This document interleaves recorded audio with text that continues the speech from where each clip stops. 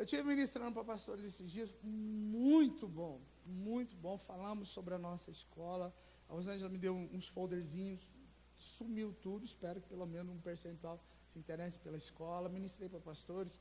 Meus cartões de visita que eu tinha, foi tudo embora. Já tem convite para inauguração de igreja e tal. Mas enfim, e eu vou viajar daqui a alguns dias. Moisés, Duque de Caxias, é tranquilo? Bangu, é Nova Iguaçu. E onde que eu vou lá, outro lugar que eu falei para você, o Ricardo, cadê o Ricardo? Então eu vou tranquilo. O quê? Eu estou. Ai, obrigado, irmão. Isso que eu gostei. Então eu vou para o Rio de novo ministrar em 4 igrejas. Vou na terça-feira, final do mês de outubro. Eu vou no culto do seu Malafaia. Mas enfim, deixa eu voltar aqui aos livros para você. Eu sou muito seleto, para não dizer nojento. Então a gente usa um termo mais refinado, né? Você não fala uma pessoa está feia, você fala, você está normal. E aí, como é que eu estou? Está bem. Bem o quê? Bem acabado. Mas vamos lá. E algumas pessoas, elas têm uns problemas que me incomodam bastante. Vamos falar de pessoas cristãs. Elas falam coisas que não têm base e não têm fundamento na palavra. Infelizmente isso acontece. E nós que somos pastores e líderes, você é um pai, você é um líder, você é uma mãe, você é uma líder, você trabalha, tem um emprego, você é líder naquilo que você faz. Deus nos criou assim, a sua imagem e a sua semelhança. E existem algumas confusões no meio evangélico. Por quê? Porque o nosso país, a teologia, a educação do nosso país, não me entenda mal, por favor, ela é muito ruim. E isso reflete dentro das igrejas. Nós não somos um povo perseverante naquilo que nós queremos ou sonhamos, como o povo japonês. Eles têm os seus problemas, sim. Por exemplo, um dos maiores índices de suicídio está onde? No Japão. Então isso significa que tecnologia não preenche o coração do homem, já está provado. Mas são um povo muito educado. E durante muitos anos, eu sempre dediquei a minha vida a Deus e ao meu chamado e ao meu ministério. Amém? E eu não sei se você sabe, se você já estudou, o que é o sabá. A cada 6 anos, no 7º, a terra tinha que descansar. O homem foi chamado por Deus para trabalhar 6 dias, e no 7º ele tem que ter um período de descanso. Diga comigo, reflexão. Mas nós não fazemos isso. Nosso dia, o primeiro dia da semana, chamado Dia do Senhor, a gente vai assistir o futebol, a gente vai jogar bola, a gente vai para a praia, a gente vai para o lago, a gente vai para o shopping, a gente vai fazer um monte de atividade, a gente vai ler, a gente vai estudar. E o que menos a gente faz é refletir nas coisas do Senhor. Por quê? Porque a mentalidade ocidental, a nossa mentalidade, ela é diferente da mentalidade oriental. Nós marcamos coisas para o domingo, sendo que esse dia, nós falamos Dia do Senhor. É um dia de refletir nas coisas de Deus, de ficar em paz, de ler a palavra, de realmente relaxar. Porque na segunda-feira você começa novamente a sua correria. E aí o que eu tenho visto durante todos esses anos? Que eu trabalhei incansavelmente durante muitos anos para Deus. Eu nunca tirei 30 dias de férias, eu não sei o que é isso. Em 2017 eu vou tirar um ano sabático. Eu vou ausentar-me da igreja e eu vou deixar os nossos pastores aqui. Mas eu preciso que você entenda, eu preciso que você compreenda, que nós temos 2 tipos de igreja dentro do evangelho que eu quero exemplificar aqui, que vai te ajudar, ok? Nós temos um tipo de igreja que é a igreja de resolver problema. Você vai se identificar com uma delas. E nós temos outro tipo de igreja que é uma igreja de treinamento. O que é uma igreja que resolve problemas? É aquela igreja que o discipulador, o líder, o pastor, independe da visão que a igreja assume, que a igreja tem. Amém? Independe. A igreja X é a igreja de departamentos. A igreja X, ela trabalha com essa visão assim. A igreja, enfim, Y trabalha assim e aí vai. Então, independe da visão que a igreja assume. Uma igreja de aconselhamento é uma igreja que ela vive para resolver problemas. Então, essa igreja é uma igreja que está sempre resolvendo o problema dos outros, sempre indo lá resolvendo aquela briga de casal, sempre indo lá resolvendo aquele problema com o filho, sempre, ela está sempre resolvendo o problema. Resolve um, aparece outro daí uma semana, daí um mês. Então, é uma igreja que sempre está resolvendo o problema dos outros. Vocês acham ruim se eu tirar essa gravata? Se vocês acharem, não tem problema.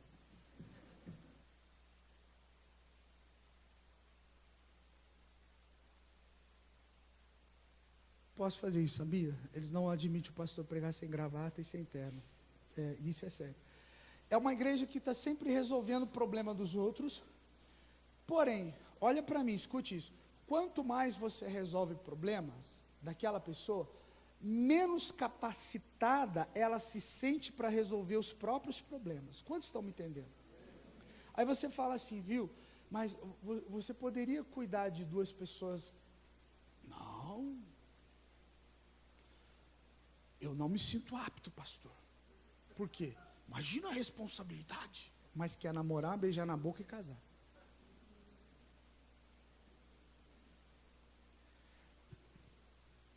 Eu não consigo entender isso. A igreja brasileira é uma igreja das mais problemáticas do mundo. As pessoas, elas nunca se sentem capazes para resolver os próprios problemas.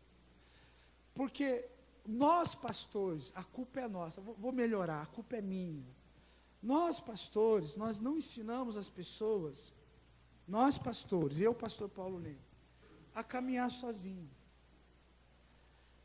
E quando o pastor chega para mim, e ele me fala alguma coisa, e eu não concordo com aquilo, eu não consigo ficar calado.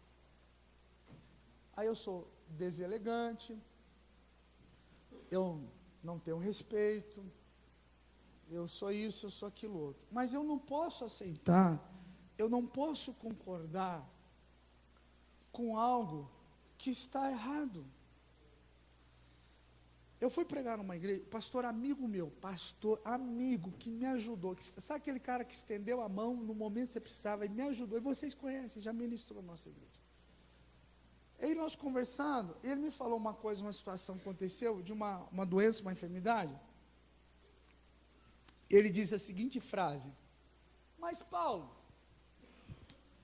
quem é que conhece os propósitos de Deus, né? Às vezes a gente não sabe. Eu falei, por que não sabe? Porque a gente é ignorante e preguiçoso.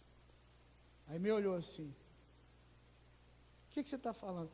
Eu falei assim, se nós não conhecemos os propósitos, o alvo, o projeto, o caminho de Deus, então a culpa não é dele, a culpa é nossa. Nós, escute isso, nós damos desculpas, falei, nós pastores, nós damos desculpa para o povo, nós estamos criando uma raça de gente ignorante, negligente, irresponsável, que idolatra o pastor. Ele falou, é verdade, quando eu digo que vou viajar na minha igreja, e eu falo que o pastor fulano vai pregar, quase metade da igreja não vem no culto. Eu falei, então, eles estão cultuando você e não a Deus. Como é que chama isso, gente? É idolatria. Nós saímos da igreja católica, mas continuamos idólatras. Ele falou, você tem razão. Eu falei, pois é. E aí, durante anos eu tenho dedicado a minha vida ao trabalho do Senhor, a orar, a ler, a estudar, a ministrar. Essa semana eu conversando com um pastor amigo meu, ele falou, Paulo, na segunda quinzena de janeiro, eu vou para a África, vou passar 20 dias, você quer ir comigo? Vou. eu vou tirar um ano sabático aqui na igreja, talvez 6 meses, 3 meses, ou talvez um ano todo, ou talvez eu não volte nunca mais. Tem gente que não está amarrado não, irmão, está solto. Tem gente que vai falar, graças a Deus. Pastor, eu não te amava muito não, mas suportar muito tempo. Pois é. E qual o pastor não fala isso? Eu estou falando. Porque eu não gosto, assim, sabe aquele negócio assim de aniversário surpresa? É difícil fazer surpresa para mim. Porque eu saco assim, ó. A pessoa fala, então, pastor, eu já sei, vocês vão fazer aniversário surpresa para mim. Só falou, então, pastor, eu já sei. E eu não sei fingir, né? Aí chega lá, surpresa. Sabe, aquela cara de paisagem? Pois é. Então, você vai comigo? Vou. Qual que é o propósito? Nós vamos treinar e ministrar para pastores. A carência deles é muito grande. Vou. Eu vou voltar da cor do pastor José, mas tranquilo. Não tem problema. Então, essa semana eu vou correr atrás do passaporte para mim. O que eu quero dizer para você? A igreja é uma igreja que o povo cria uma dependência ao pastor, é uma igreja frágil, é uma igreja fraca, é uma igreja sem alvo, sem propósito, sem sonho, sem objetivo. É uma igreja que nós temos que estar alimentando ela semana a semana, dia após dia, mês após mês, e você nunca consegue levar a pessoa a resolver os próprios problemas. Eu conversando esses dias com pastores, como eu sempre ministro para pastores, e o pastor que me levou para ministrar para pastores e obreiros, ele falou assim, pastor, eu gosto de trazer o senhor aqui, porque o senhor faz os pastores pensar, mas o senhor cria um outro problema. Qual? Os obreiros que eles trazem, começam a exigir deles. Sabe por quê? Porque a maioria deles não lê, não se preparam, e todo domingo é a mesma mensagem. Não tem argumento, não tem fundamento, não sabe responder uma questão. Aí um pastor veio falar comigo, falou assim, o ano passado eu vim, já me convidou para ministrar na igreja dele lá em Londrina. E esse ano eu fiquei sabendo que o senhor vinha, eu vim de novo, só para ouvir o senhor. E aí, eu trouxe os meus obreiros, meus líderes, pastores que trabalham comigo, obreiros que trabalham comigo na igreja. Eu falei, e aí, como é que foi? Ele falou, pastor, foi muito bom, porque eles tomaram uma chulapada. Eu falei, mas eu nem bati. Você me pegou num dia bom, eu nem estou de TPM, falei para ele. Eu estou tranquilo essa semana. Imagina o dia que eu trouxer o bambu e der com força. Eu falei para ele. Ele falou, mas o senhor levou meu povo a pensar, meus obreiros. Está todo mundo perguntando se quando eu for para a praia com eles, eu vou orar para eles morrer afogados. Eu contei uma história lá para eles. Que eu oro para os irmãos morrer afogados. Você sabe da história? Quer que eu conte? Outro dia. Então, voltando aqui. Eu levo as pessoas a pensar. Porque eu não quero um bando de ignorantes me seguindo. Eu quero pessoas que pensam. Eu quero pessoas que elas tenham alegria e orgulho de estar na minha igreja e falar assim, não, o meu pastor, ele ora, ele estuda, o que seu pastor faz na vida? Não, meu pastor estudou, se formou, fez o curso dele, entendeu? Graças a Deus, fez colação de grau, meu pastor lê, meu pastor viaja. Graças a Deus, eu tenho um pastor que me leva a pensar. E aí, quando um pastor desse tipo de igreja, ele se ausenta, a tendência da igreja é morrer. Olha o diferencial agora. Quem já leu aquele livro, Igreja com Propósito, do pastor Rick Warren? Você precisa ler. Ele se ausenta meses da igreja. A igreja dele continua crescendo, evoluindo, continua crescendo. É uma das maiores igrejas dos Estados Unidos hoje, de Salt Lake. Ele falou, por quê? Porque eu não sou o pastor que fico resolvendo o problema dos outros. Eu ensinei as pessoas a pensar e elas buscarem a solução em Deus. Você pode ajudar, sim, mas não resolver. Quem resolve é a pessoa e Deus. Quem resolve é a pessoa e Deus. Ok. Segundo tipo de igreja, igreja de treinamento. Diga igreja de treinamento. O que é uma igreja de treinamento, pastor Paulo? É uma igreja que ela é preparada para fazer a obra de Deus. Nós temos uma visão errada de algumas coisas. Nós trazemos coisas do Antigo Testamento que não se aplicam no Novo. O que é do Antigo Testamento que se aplica no Novo? Princípios. Mas, por exemplo, você não precisa mais matar o cordeiro para que o sangue dele cubra os seus pecados. Jesus foi o cordeiro de Deus perfeito, que o seu sangue nos lava e nos purifica de todo? Ótimo. Então, que tipo de igreja nós somos?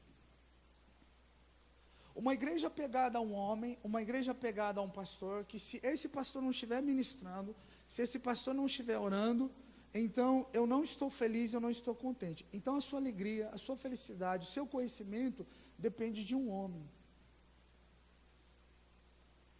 E não de oração, e não da palavra. Gente, o livro às vezes custa R$20, R$15. Às vezes tem livro em promoção, R$12. Mas você não lê. E aí quando surge um problema, uma dificuldade na sua vida, você fica desesperado para resolver aquilo. E eu estava falando na sexta-feira com as pessoas que oram conosco, são quase 40 pessoas. Para ser mais exato, são 36 pessoas, excetuando a mim, que oram conosco. E eu disse para eles, nós temos uma visão tão errada no Evangelho hoje, que uma pessoa, ela fala assim, pastor, eu estava lá no mundo e meu cunhado era evangélico, ele dizia, não, você tem que ir para a igreja, olha, quem não vem pelo amor, vem pela dor. Essas frases de efeito, né, que para mim, desculpa aí, não tem valor nenhum, mas tudo bem. Não tem fundamento nenhum. Olha, o demônio vai te perseguir, não sei o quê. Aí o cidadão se converte, você já deve ter visto isso. Ele vem para o Evangelho. Quando ele vem para o Evangelho, ele passa lutas, dificuldades. Você não saiu do mundo. A chuva e o sol, ela vem sobre os bons e sobre os maus. Os problemas também. Ótimo. Aí, a desculpa de pastor, vou falar de mim, falar mal de mim para você entender. Eu não faço isso, mas nós pastores. Aí a pessoa está passando por um problema, quando ela estava no mundo, longe de Deus, era o capeta, não era? É o diabo, não, porque o diabo está destruindo sua vida, é o capeta. Aí ele vem para a igreja, e ele está passando por uma luta, um problema. Qual é a frase que nós falamos para ele? Deus está te provando, irmão. Então você pensa assim, peraí, se eu estou no mundo é o capeta, se eu estou com Deus é a aprovação de Deus, então vou virar ateu. Não vou acreditar nem em Deus, nem no capeta mais. Gente, fala para mim, não é questão de inteligência? Eu perguntaria para um pastor, ele fala assim, pastor, então pera, o senhor está me dizendo para mim, que quando eu estou no mundo, o capeta me persegue. Às vezes eu estou na igreja, o capeta também me persegue. Quando o capeta não me persegue, porque eu sou de Jesus, aí Deus me prova. Não, então eu sou ateu, agora não acredito mais nada. É isso que nós estamos fazendo com as pessoas. Nós não temos uma visão clara da ação do diabo e do ministério de Jesus. Não temos. O povo evangélico no Brasil é cego. E o mais duro, que eu tenho, isso me dói a alma, o mais duro de tudo, quem é a culpa? Nossa, pastores. Eu contando as histórias para os pastores, e eles morrendo de rir, e eles falavam assim, pastor, é verdade. É aquela velha história que você fala assim, e aí, irmão, como é que você está? Na luta, na prova, no deserto, na guerra, na batalha e no estreito. Aí você fala assim, surgiu uma palavra nova, não sei se você viu falar agora, o estreito, o irmão está no estreito. Né? Aí você fala, o que é estreito? Ele fala, não sei, mas nós estamos juntos. Nós estamos juntos. Então, beleza, estamos juntos, todo mundo na laje. O cara não sabe o que ele está falando. Ele não sabe, sabe? Essas desculpas me incomodam. Por quê? Porque a fé em Deus é uma fé inteligente. Repita aí. A fé em Deus é uma fé inteligente. Outra vez. A fé em Deus é uma fé inteligente. Mais alto. A fé em Deus é uma fé inteligente. Aqui.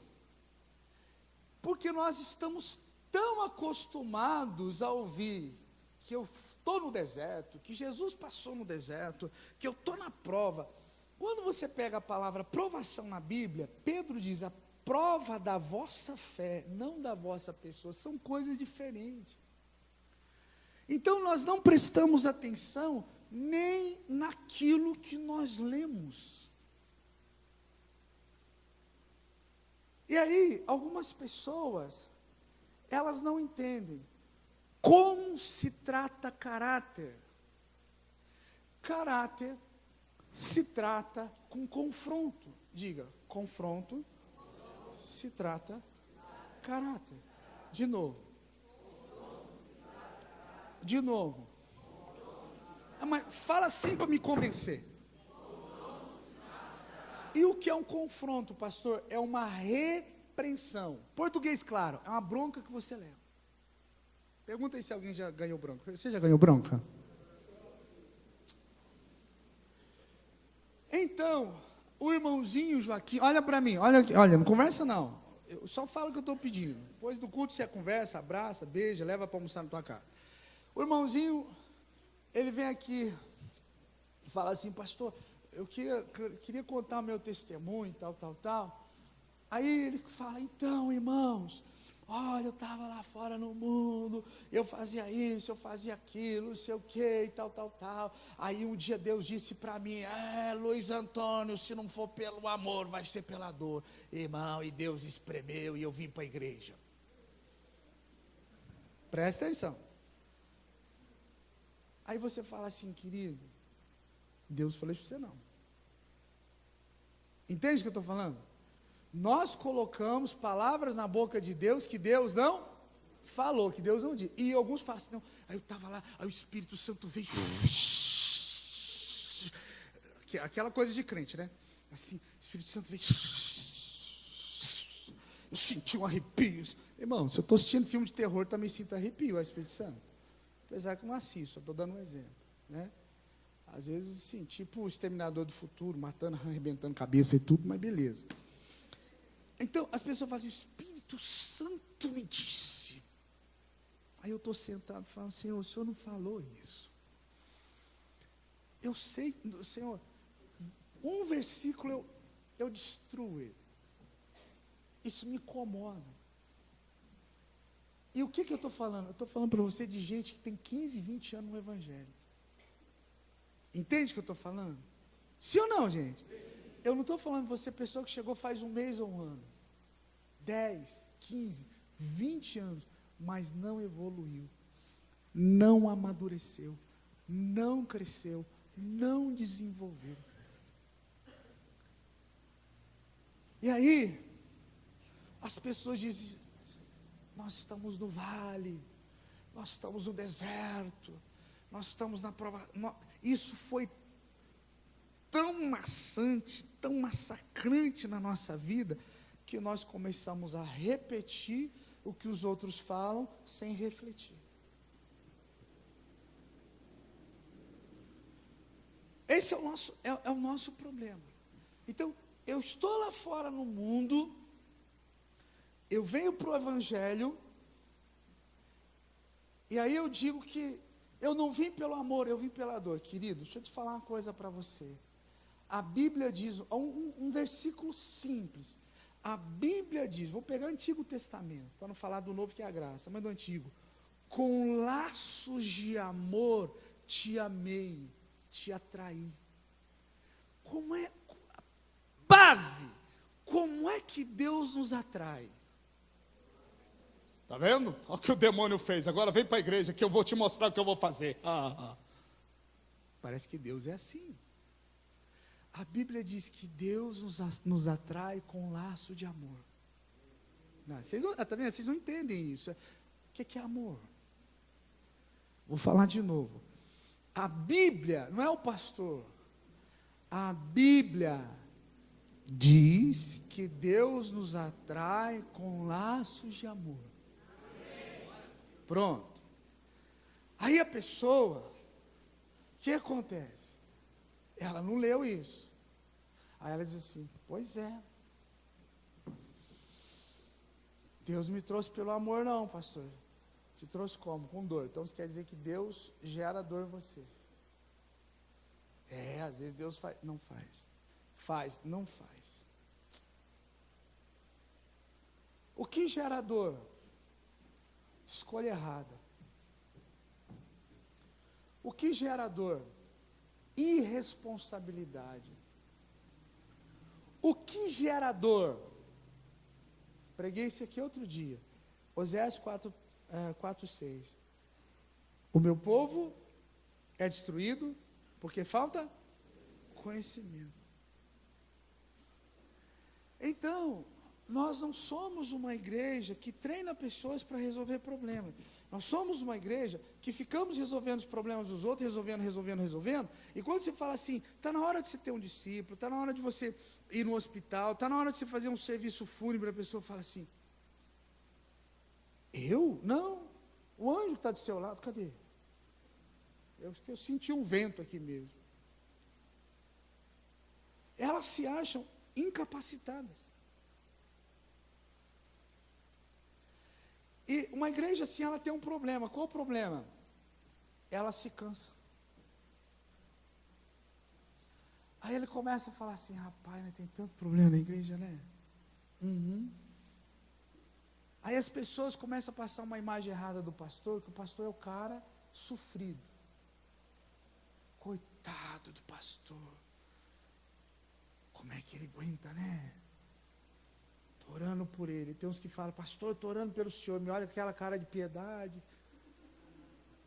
Sabe por quê? Não é fácil aguentar, não.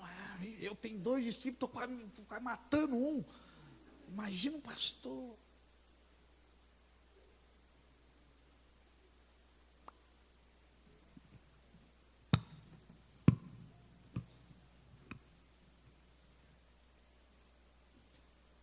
Que tipo de igreja nós somos? Uma igreja que fica resolvendo problema, atrás de problema. É o marido, a esposa, é o filho, é o cachorro, é o papagaio, é a sogra, é o primo, é o cunhado. Ou nós somos uma igreja que treinamos pessoas e falamos assim: agora vá e faça. Fala para mim.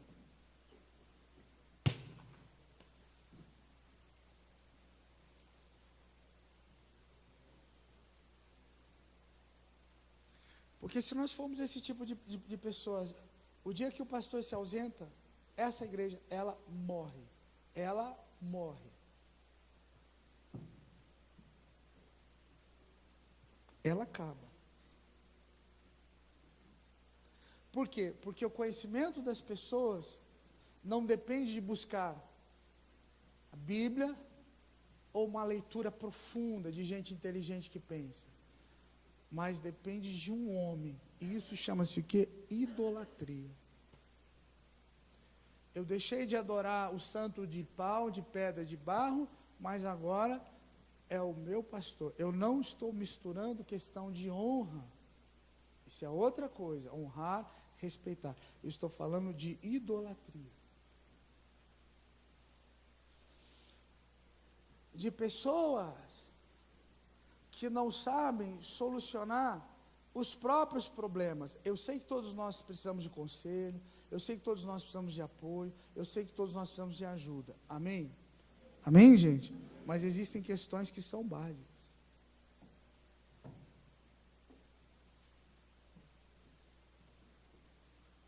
Vou te contar um caso que aconteceu lá em Londrina. A mulher chegou para o pastor e falou assim: pastor, o meu marido me bate. Eu tenho até o nome da igreja, não vou expor a igreja. Meu marido me bate. A mentalidade do pastor: não, você casou?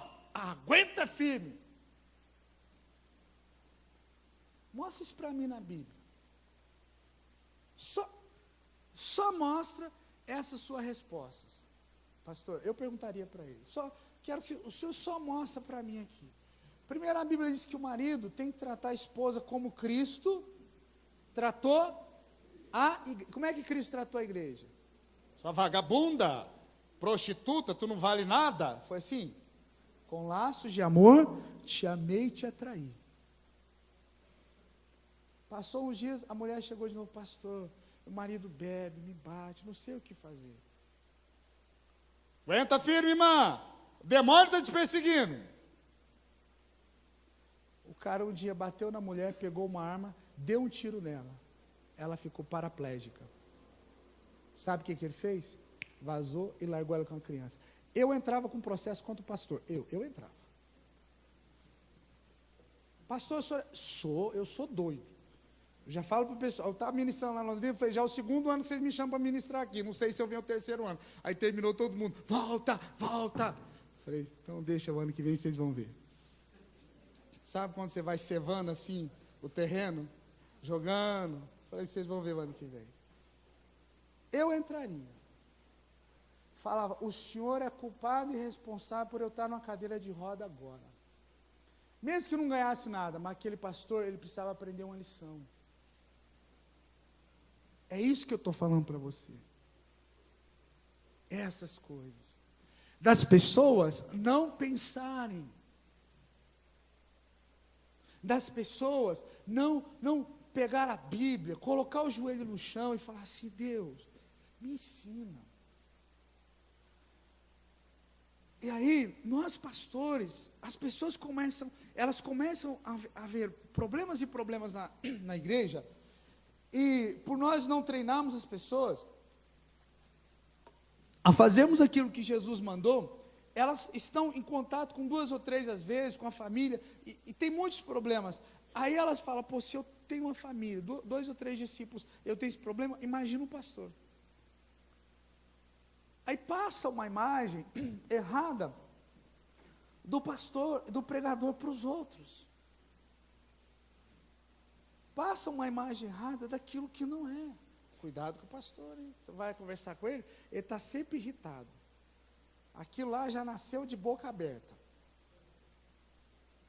Sabe? Pastor, olha, é gentil que nem mula. Como? Só dá coice. É assim. E aí as pessoas que falam assim: olha, eu vou lá falar com o pastor, preciso resolver um problema e tal. A pessoa fala assim: vai com Deus. Boa sorte. Que o anjo do Senhor te proteja. Aí tem uns que entram no escritório, você vê que a pessoa parece estar com mal de Parkinson. Sabe? O que você tem, irmão? Não, nada, pastor. Fala assim: quer um café? A pessoa me olha. Acho que ela pensa assim: talvez esteja envenenado. Não, pastor, obrigado. Você entende? Porque não é uma igreja que foi treinada para fazer discípulos. É uma igreja que foi treinada só para resolver problema e falar de problema. E aí, o que acontece conosco? Nós nos apropriamos de coisas que não nos pertencem às vezes. Nós não abrimos mão do nosso pastor. É aquela velha história do fulano que ligou na segunda-feira para o pastor o dia todo. E o pastor, segunda-feira, era o dia de folga desse pastor. O meu aqui é na quarta. E aí, na terça-feira de manhã, o fulano ligou, o pastor atendeu: alô, pastor, eu liguei para o senhor ontem, o dia inteiro, estou com um problema, preciso resolver. Preciso que o senhor venha aqui em casa. Querido, ontem era meu dia de folga. Folga? O demônio está trabalhando 24 horas e o senhor está de folga. O pastor falou: não, querido, mas o demônio não é o meu padrão é Deus. Ele descansou no 7º dia, então a cada 7 dias eu costumo descansar. Então, se o capeta está trabalhando, o problema é dele. Eu preciso descansar o templo do Senhor. sei se, né? E o meu templo está expandindo. Está em plena expansão. Então, as pessoas, elas não entendem, não compreendem essas coisas. E uma frase de mamãe que eu acho que tinha que estar na Bíblia. Qual, pastor? Só valoriza quando perde. E é verdade. Aí depois que você está numa cidade, você foi pastor muitos anos, você encontra o cara um dia, ou ele te liga e fala, pastor, quando é que o senhor vai vir aqui de novo? Olha, não sei, eu preciso levar o senhor para almoçar na minha casa. Você fala assim, meu Deus, mata ele. Eu fiquei lá 5 anos, um miserável nunca. Agora que eu estou morando em outro estado, ele liga para mim, quer me levar para almoçar na casa dele. Estou com saudade do Senhor. Eu falo, mentiroso. Você entende? Bom, onde o senhor quer chegar? Hebreus 8:6. Mas agora, alcançou ele ministério, tanto mais excelente. Está falando de Jesus. Quanto é mediador de uma melhor, põe para mim outra tradução que diz aliança, concerto não está errado, mas aliança fica melhor. Mediador de superior aliança, instituída ou confirmada em promessas superiores ou melhores. Então vamos dividir aqui. Antigo Testamento, 39 livros. Ótimo. Novo Testamento, 27 livros. Antigo Testamento, lei, Moisés, Israel, os profetas, 10. Novo Testamento, Jesus, com o seu evangelho, boa notícia. Paulo, apóstolo, ministrando às igrejas. Enfim, as cartas pastorais, história da igreja no livro de Atos, Apocalipse. Ótimo. Beleza. A Bíblia diz que Jesus tem um ministério, 6. Um ministério mais o quê? Do quê? De quem? Está fazendo comparação com quem? Com Moisés, Antigo Testamento.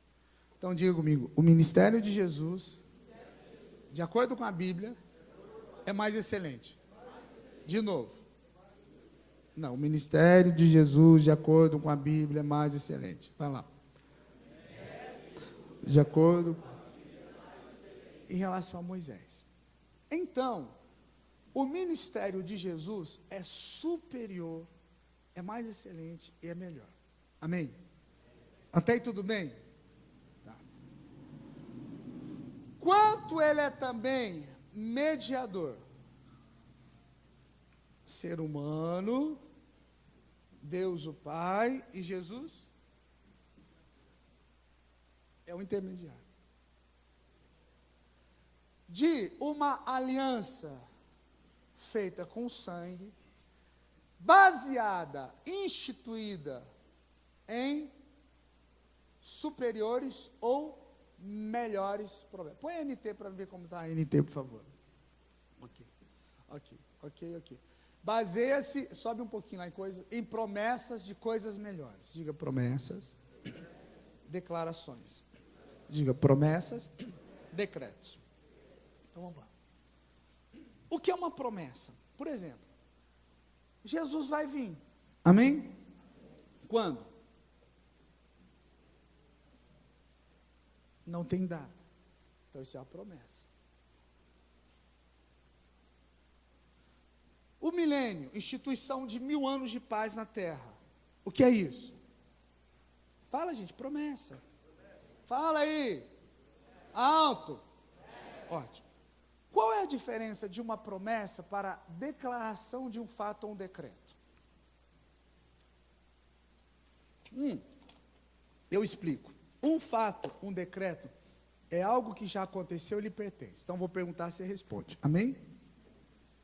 O que é a declaração de um fato ou de um decreto? Algo já aconteceu e me pertence. Então vou perguntar, o que é a declaração de um fato ou um decreto? Ótimo. Então nós temos duas coisas. Promessa é algo que vai acontecer. Amém? Quando? Você não sabe. Mas vai acontecer? Ótimo. Declaração de um fato é algo que já aconteceu e lhe pertence. Amém? Então olha para mim.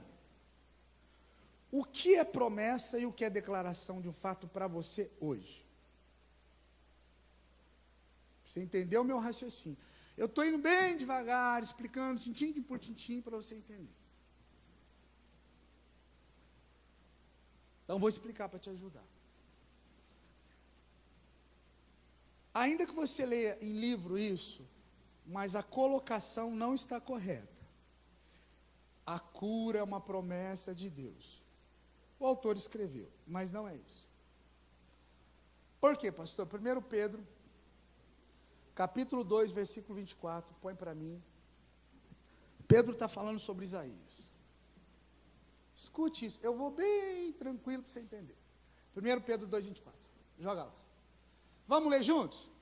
Carregando Ele mesmo em seu corpo sobre o madeiro, os nossos pecados, para que nós, mortos para os pecados, vivamos para a justiça, por suas chagas fostes sarados. Foste está onde? Ótimo, conjugação verbal.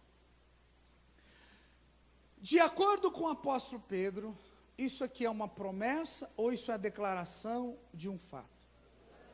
Ótimo. Então vamos lá. Luiz Antônio está doente.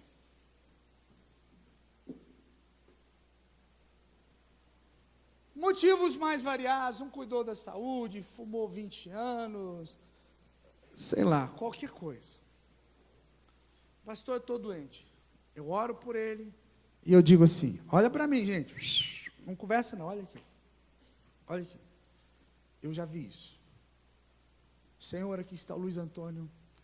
Se for a tua vontade, cura. Porque nós não conhecemos os propósitos do Senhor nessa provação. Quem já viu isso? Ótimo. Onde está a meleca aí? Para não falar palavrão.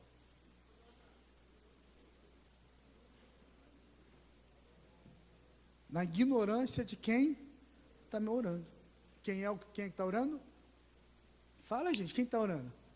Por que não pode ser você? Por que tem que ser eu? Você tinha que falar a pessoa. É o pastor, está vendo? Sempre a culpa é do pastor. Eu já entendi isso. Em vez da pessoa falar, quem está orando? Não, é o pastor, é o senhor que está orando, ignorante. Ignorante vocês. Me provoca para ver. Então, como é que eu não vou saber o propósito do Senhor em relação a uma coisa simples? Aí o Luiz Antônio não foi curado. Pastor, não fui curado. Eu preciso achar um bode expiatório para botar a culpa.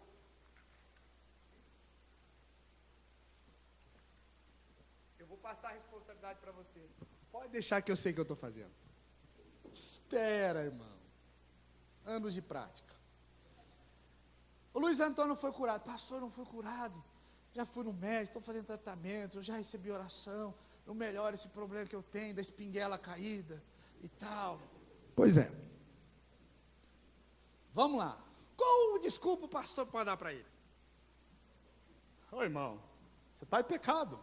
Confessa agora, pode falar, aleluia, estou vendo que tem pecado na sua vida. Pecado. Pode ser que sim, pode ser que não. Segunda desculpa mais comum, que o irmão falou ali.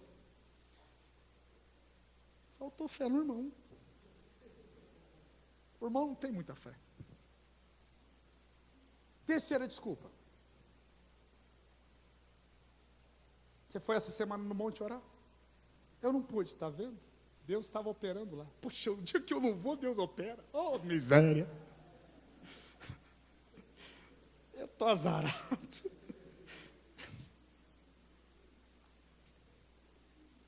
Vamos lá, que desculpa que a gente dá para o cidadão? É a provação, é o deserto, É que Deus, através dessa doença, você vai ver, quando você estiver quase morrendo, pensa comigo. Aí Deus vem e te cura, a tua família, tudo se converte. Quer dizer, primeiro eu tenho que estar quase desgraçado na vida, arrebentado lá, entubado, quase morrendo, né? O negocinho lá, e todo mundo, sei lá, eu vi Jesus. Aí a família, Deus salvou ele, agora nós vamos para a igreja, vem 200 para a igreja. Aí a gente fala assim, né, os religiosos, Deus escreve certo por linha torta. Gente, então Deus é estrábico.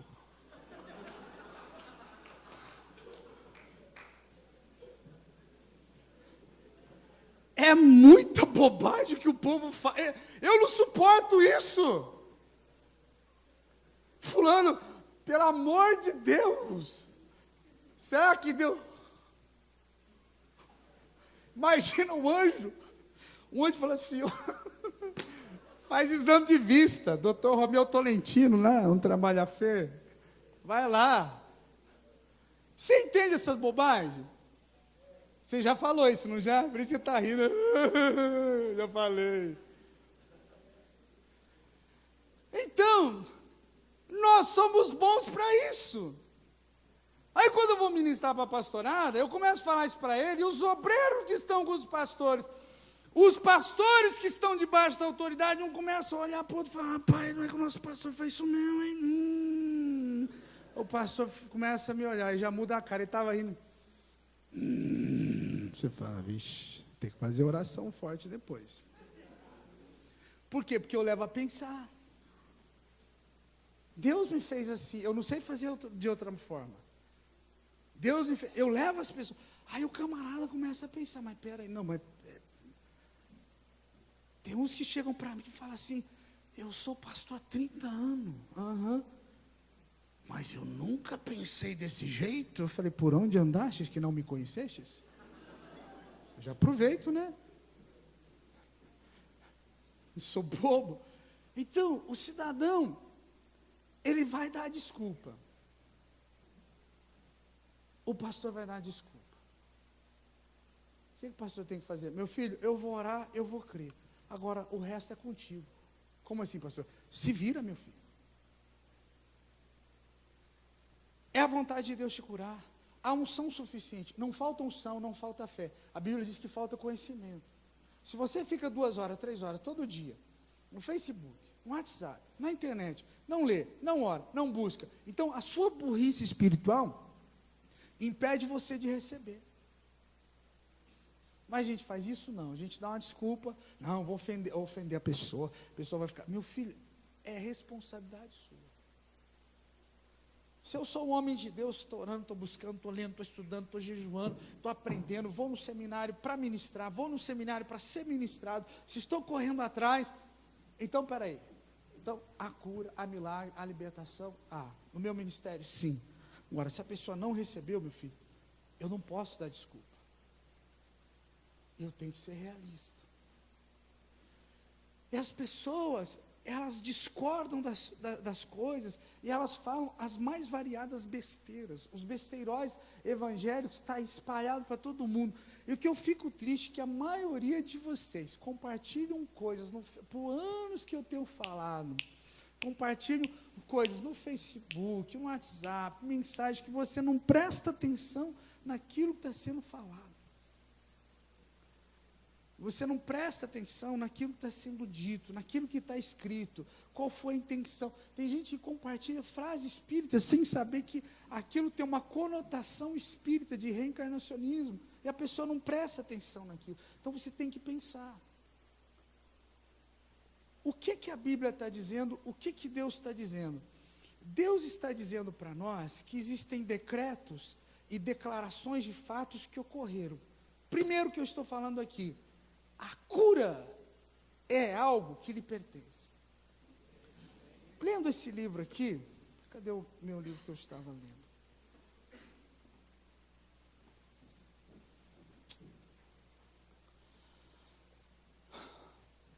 O que Jesus disse e o que Jesus não disse. Deixa eu te mostrar algo na Bíblia. João capítulo 14. Quero mostrar algo para você. Tenha paciência comigo, amém? Vocês vão ficar uns 6 meses sem mim, então aproveite. Até para almoçar, me leva.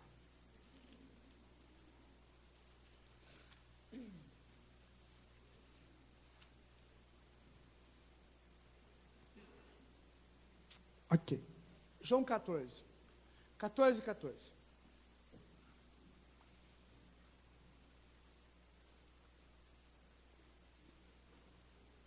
A Bíblia foi escrita em hebraico, grego, aramaico e persa. Textos persas, poucos. Texto aramaico, poucos. Hebraico, Antigo Testamento, grego, koiné, no Novo. Os tradutores procuraram fazer o melhor trabalho, não os critico. Amém? Amém? Então leia para mim. De novo. Mais alto, vamos lá. Então, eu vou induzir você a erro, mas tudo bem, para corrigir. Jesus disse isso? Sim. Então vamos lá. Jesus disse isso? Não, fala alto. Jesus disse isso? Não. Jesus disse assim: olha para mim, no grego. Aquilo que você exigir com os seus direitos e privilégios, eu farei. Vamos de novo? Então diga: aquilo que eu exigir com os meus direitos e privilégios em Cristo, no reino, Jesus faz. Ótimo. Exigir de quem? De Deus? Não, não se exige nada de Deus. Então, Jesus não quis dizer aqui no sentido de petição e oração, mas no sentido de comando e decreto. Diga: comando e decreto. Mas nós sabemos disso? Não.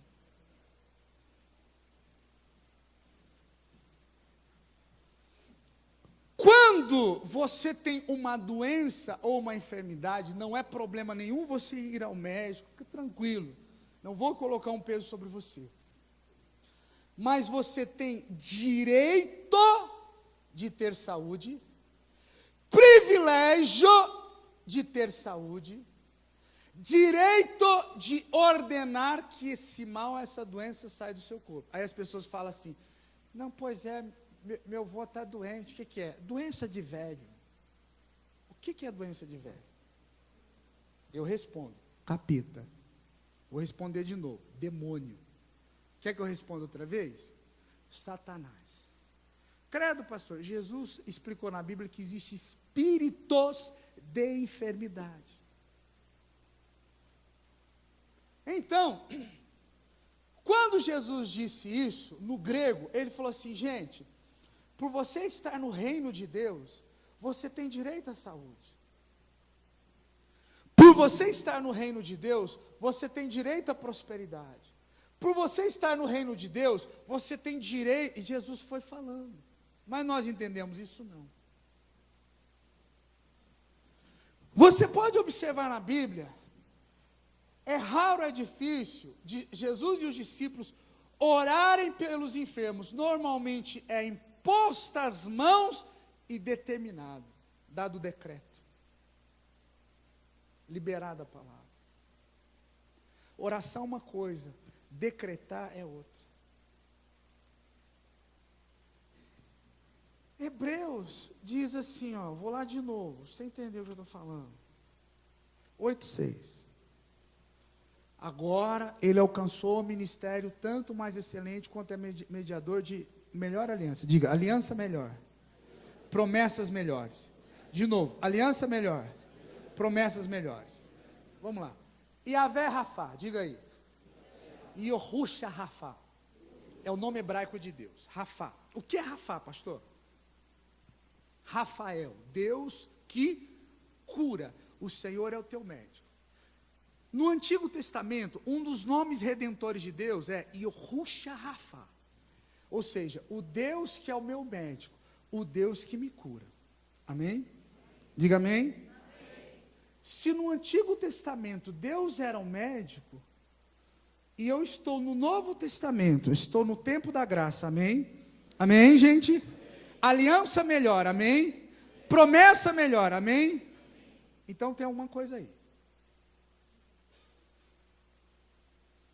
Escute. Se no Antigo Testamento Deus se mostrou como aquele que cura, por que no Novo, no Aliança Melhor, Ele vai me provar com uma dor, uma doença ou enfermidade? Se a aliança do Novo é melhor. Questão de inteligência. É isso que eu estou te falando. Então, quando nós estamos lá no mundo, é o capeta que nos persegue. Quando nós estamos na igreja, é Deus que nos prova. Espera aí um pouquinho. A Bíblia fala sobre a prova da fé. Sabe o que é a prova da fé? A resistência que você vai enfrentar para receber o que você quer. Poxa, essa frase é forte, hein? Saiu agora, deixa eu anotar. O que eu falei mesmo? Me ajudem. Vou ministrar em cima disso. Essa foi por inspiração.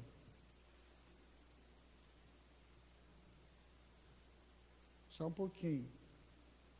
Está gravando, João? Então deixa para lá, está gravando.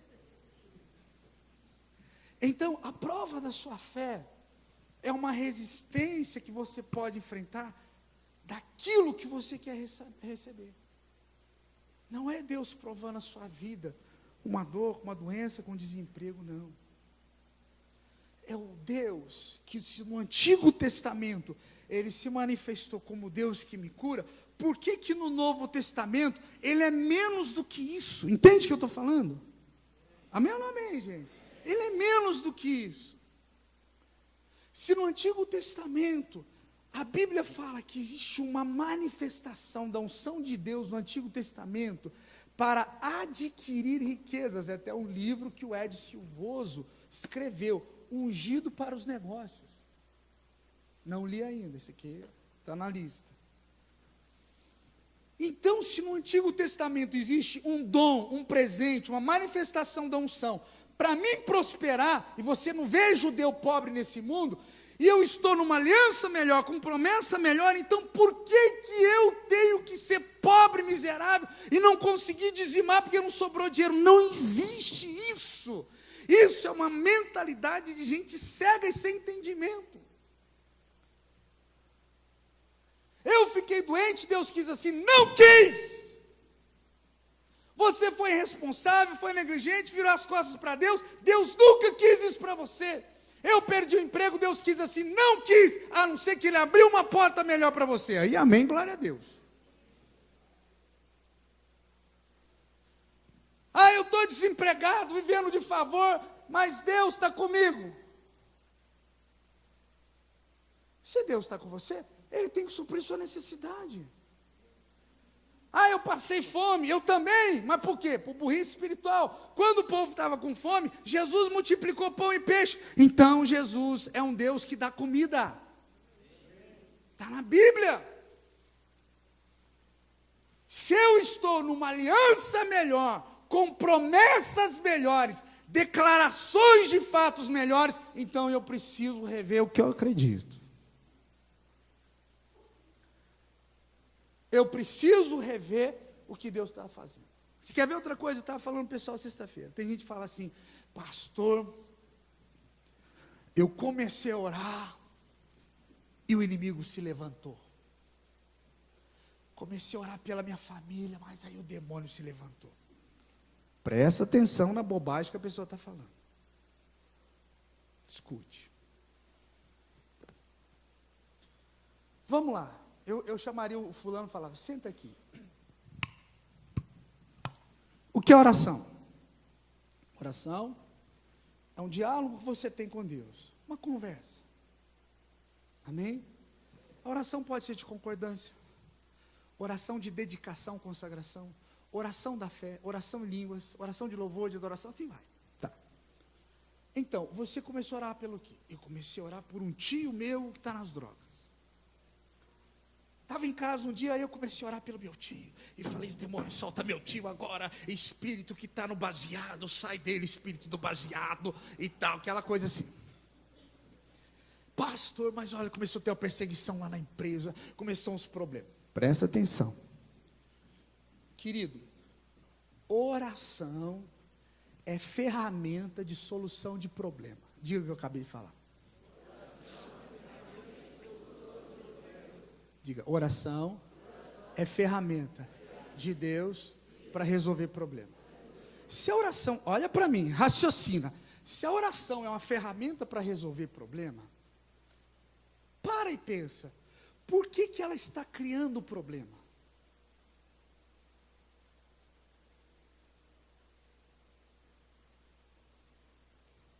Me responda.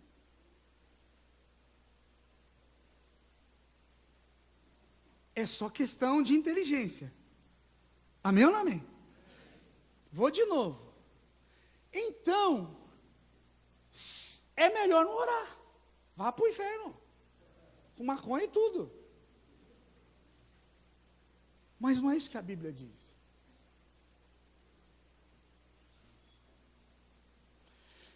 Pastor, mas o senhor esqueceu que Paulo apanhou, sofreu, a serpente picou na mão dele, e passou frio, e passou nudez, e passou necessidade, e Paulo disse, por causa de oração? Perseguição por pregar o evangelho, por dedicar-se a Deus. Isso é outra coisa. Mas não é por causa da oração.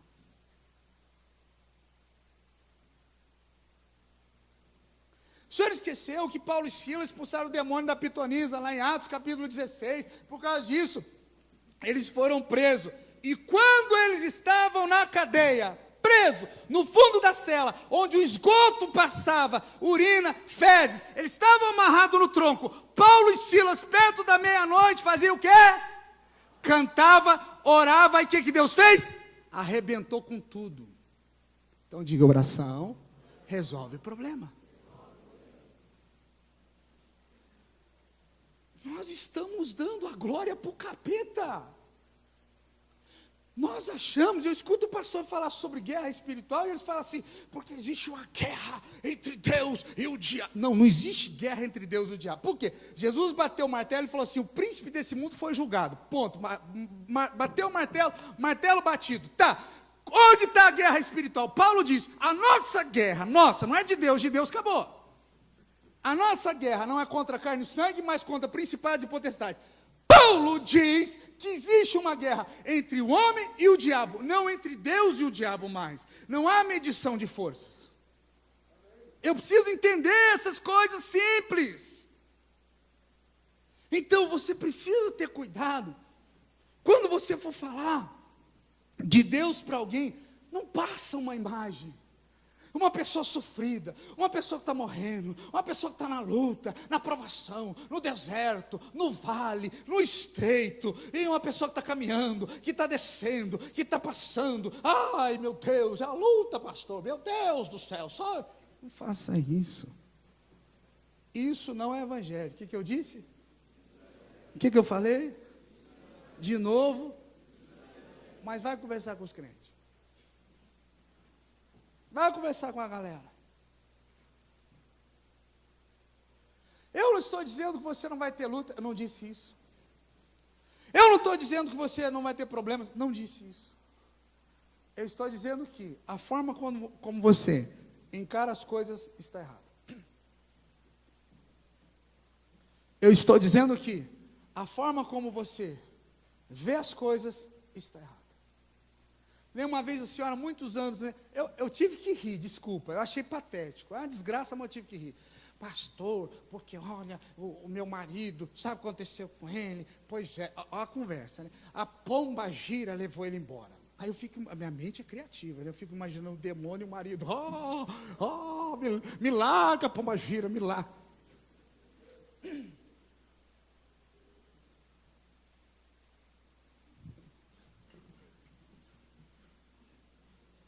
Senhora, seu marido, não foi a pomba gira que levou ele, foi só a língua. A mulher ganha o marido como? A boca fechada. A senhora fala até pelos cotovelos, até pelas ventas. E homem não gosta de gente. Eu te falei, eu te disse, porque se você foi comprar, tá vendo, agora tá aí, e tá, não sei o quê, e tal, cara. Vai manifestar.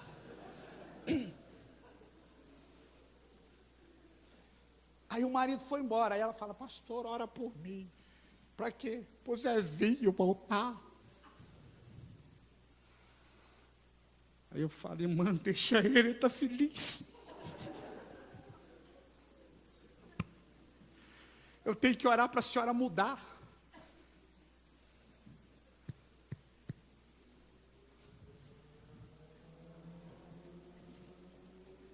É patético, não é, gente? Eu não consigo entender isso. Raciocina comigo. Diga, o príncipe desse mundo está julgado. De novo. Ótimo. Deus vai nos julgar, de acordo com Romanos? Vai. Individualmente. Amém? Pensa comigo, raciocina. Se é o demônio que levou meu marido, minha esposa, meu filho, então a culpa é de quem? Fala, gente. Do demônio, não é? Então por que Deus vai me julgar? Isso chama-se o quê? Injustiça. É isso que nós fazemos. Nós, cristãos, evangélicos, crente, o que você quiser falar, nós precisamos colocar a culpa ou em Deus ou no diabo. Das nossas perdas, dos nossos fracassos, dos nossos problemas sem solução, da nossa frieza espiritual, da nossa falta de fé, nós precisamos colocar. E aí o que a igreja brasileira faz? A culpa é do pastor. Esse é o cara. Ele orou, não deu certo, aí ele, coitado, ele não quer problema, ele fala, irmão, falta de fé e tal, o céu não está muito aberto, estou sentindo um peso nas costas aqui e tal. Então nós precisamos dar um jeito. Mas a culpa não cai da pessoa. Caráter, compromisso, responsabilidade, a culpa sempre tem que pertencer a um terceiro. E aí, quando um pastor desse morre, cai, fracassa, a igreja morre. Porque não é uma igreja que é treinada, que é ministrada para fazer o que o pastor faz, o que Jesus faz. Não, pastor ora, pastor jejua, pastor visita, pastor vai no hospital, pastor faz serviço fúnebre. Aí que eu acho engraçado, que às vezes tem dia, estou deitado, às vezes tem dia que eu estou dormindo, aí o celular, tim! Eu esqueci de desligar a internet. Oi pastor, só está dormindo? Não, estou preparando para morrer. Eu queria só fazer uma pergunta. 2 da manhã. Não, pastor, mentira. De vez em quando eu fico deitado, vendo como é que é ficar morto.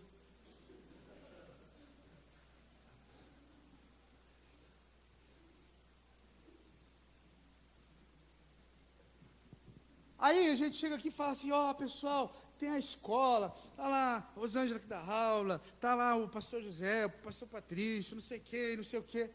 Aí o que você faz segunda-feira? Eu jogo futebol, tem dia que eu jogo videogame.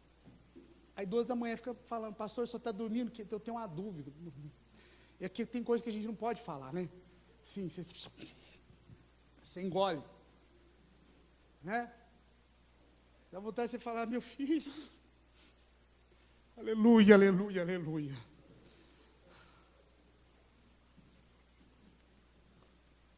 Eu vou encerrar para você ir almoçar, que você deve estar cansado e com fome. Mas agora ele alcançou ministério tanto mais excelente, quanto é mediador de um melhor conceito, de melhor promessa, de melhor aliança, que que está firmado e confirmado em melhores promessas. Feche sua Bíblia. Os meninos podem subir aqui, pessoal, para a gente encerrar o culto. Deixa eu falar algo para você. Não se engane. Deus, Ele é justo. Não transfira a sua ignorância espiritual, a sua falta de conhecimento, a sua falta de fé. Não transfira a sua incompetência para Deus, o diabo ou o pastor.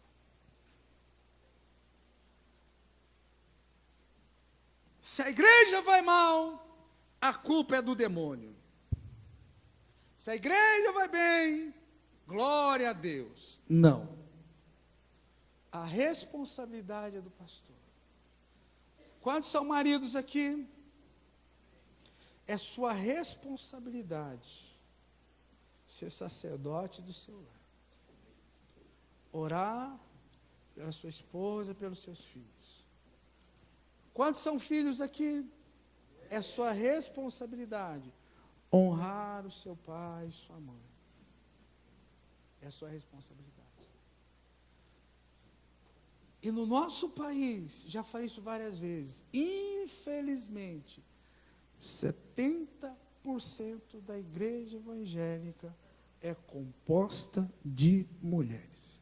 Ciclo de oração das mulheres, não sei o que, encontro das irmãs, não sei das quantas, tudo isso. Por quê? Porque os homens não entenderam a sua posição no reino. E aí você olha para a cara de algumas irmãs, estão cansadas, frustradas, desanimadas. Por quê? Porque quem tinha que estar carregando aquela carga, Deus fez o homem ombros fortes, para que ele pudesse carregar nos seus ombros sua casa, sua família. E quando você é uma esposa sábia, você vai conseguir edificar a sua casa. Mas se você for tola, você vai destruir. Não culpe o diabo, a culpa foi sua. Eu queria que você ficasse de pé.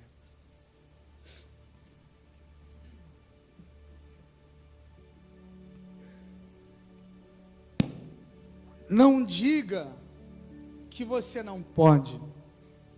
Não diga que você não consegue. Não diga que você não tem capacidade. Não diga que a culpa é do fulano, do outro, da família, que eu não tive oportunidade.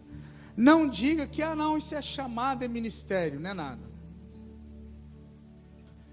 Você quer ver uma coisa do Antigo Testamento? Como é que nós chamamos esse palco aqui? Altar. Como é que nós chamamos isso aqui? Púlpito. Amém? Da onde vem altar? Do Antigo, você não vê isso no Novo. Onde é o altar no Novo Testamento? Bíblia, gente, pensa. Onde é o altar no Novo Testamento? Onde?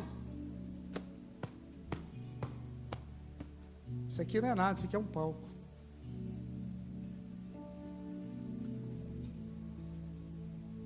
E aí, alguém está aqui no altar, uma pessoa. Falar da Liliana, que é minha filha. A Liliana fez uma coisa errada. Olha a mentalidade de Antigo Testamento. Mas a Liliana, filha do pastor, e ainda no altar, quer dizer, que quem está embaixo pode pecar, quem está em cima não. O que é isso? Mentalidade da antiga aliança. Na nova aliança não existe altar. O altar é o nosso espírito, é onde o Espírito de Deus vem. Não existe arca da aliança no Novo Testamento. A arca da aliança é o nosso espírito, é onde Deus repousa. Você entende? Isso. Não, porque o fulano está lá no altar. E você está onde? No inferno? Eu estou no reino, mas eu posso. Pode o quê?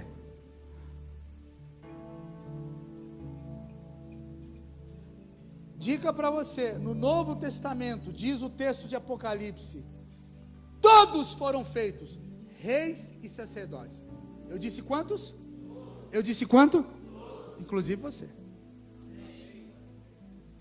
Então, não aponta o dedo para alguém que tem 3 apontados para você.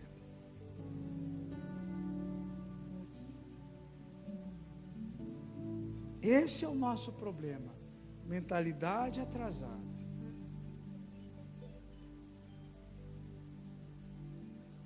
Nós não entendemos ainda o que é o reino. Aí, nós temos uma equipe que nos ajuda aqui a orar. Aí alguém erra. Mas você está toda sexta-feira lá orando com a Rosângela, o pastor José, porque tem muitas sextas eu nem venho. Ué, mas qual que é o problema? Não, está orando lá com o senhor. E?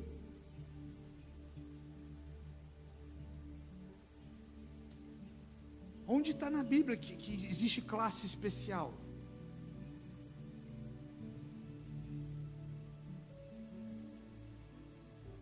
Ah, pastor, mas a quem muito foi dado, muito será cobrado. Conhecimento. Conhecimento que a pessoa que ora recebe e você, que é marido ou esposa, também recebe. Igual por igual. Mas o que? Nossa mentalidade de Antigo Testamento. Nós não entendemos isso. Então, gente, vamos parar de ser uma igreja que só resolve problema. Vamos parar de ser uma igreja menina, criança, que fica criticando o pastor, mas nunca ganhou uma alma para Jesus. Que fica apontando o erro dos outros, mas sempre dá mau testemunho, não tem educação, não tem respeito, não sabe tratar as pessoas com amor, com carinho. Assuma a sua responsabilidade, seja homem, seja mulher. Fica botando a culpa nos outros pelos seus fracassos, não. Bote a culpa em si mesmo pela sua preguiça de não ler, de não orar, de não buscar Deus. Hoje tem tanta literatura gratuita na internet, que já é de domínio público, então não é pirataria. Pirataria é quando você baixa para vender. Estudei isso na faculdade. Você pode baixar num celular, sua Bíblia, um livro bom. Em vez de ficar escutando pastor de fundo de quintal, que só fala besteira e não tem conhecimento profundo da Bíblia. Eu não preciso aparecer para ninguém. Tenho convite, se eu quiser pregar o ano todo, viajar, só virar uma roda de caminhão para baixo, para cima, eu tenho convite. Porque eu sei ministrar, eu sei presidir, eu sei organizar, eu sei trabalhar com homens, com mulheres, com pastores, com pastoras, com líderes, com gente. Eu sei trabalhar. Eu não tenho problema. Mas eu gosto que as pessoas que estão perto de mim pensem, reflitam. Fala, poxa, será que isso é assim? Talvez você esteja aqui hoje e eu enchi sua cabeça de dúvida. Isso é muito bom, não é ruim. Talvez você está sendo como aquele pai ou aquela mãe que leva seu filho para baixo e para cima, e você não deixa ele crescer, ele ser homem ou ser mulher. E aí, você está criando um preguiçoso, uma preguiçosa dentro de casa. Põe para trabalhar. Eu tinha 7 anos de idade, minha mãe colocava um banquinho, eu subia para lavar a louça, arear a panela com areia. Os mais antigos sabem o que é isso. Eu não morri por causa disso. Fui para Santana do Livramento, no Rio Grande do Sul. Lá eles falam cocininja, fogãozinho de 2 boquinhas. Fazia comida lá, aprendi a me virar. Hoje as pessoas falam, sei cozinhar. Você sabe fazer miojo, fica uma delícia. Então nós estamos criando uma geração de seres que não pensam, que não refletem, que não acordam para a vida. Eu não quero uma igreja assim, gente. Quero uma igreja que pensa. Uma igreja que fala, pastor, pode contar comigo. Vamos trabalhar, vamos orar, vamos buscar Deus, vamos ganhar alma, vamos cuidar da nossa saúde, vamos cuidar da nossa vida. Aí fica falando, criticando, meu Deus do céu. e nunca faz nada. Nunca ganha ninguém para Jesus. Aí ganha alguém e daqui a pouco perdeu. Aí fala, a culpa é do pastor. Não foi eu que ganhei, foi você. A responsabilidade é sua. Quem gerou Mateus que embale. Cada um cuida daquele que ganha, meu filho. Isso é Bíblia. Apresenta suas mãos ao Senhor.